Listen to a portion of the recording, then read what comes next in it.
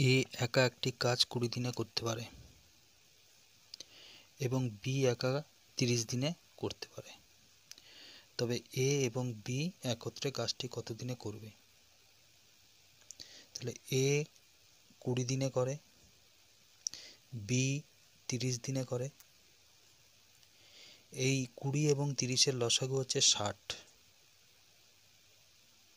60 হচ্ছে টোটাল কাজ।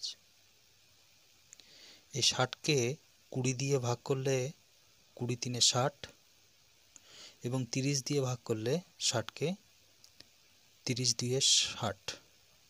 তাহলে এই 3 হচ্ছে এ একদিনের কাজ এবং 2 হচ্ছে বি এর একদিনের কাজ। তাহলে এ এবং বি একদিনে টোটাল কত কাজ করে? 3 + 2 5।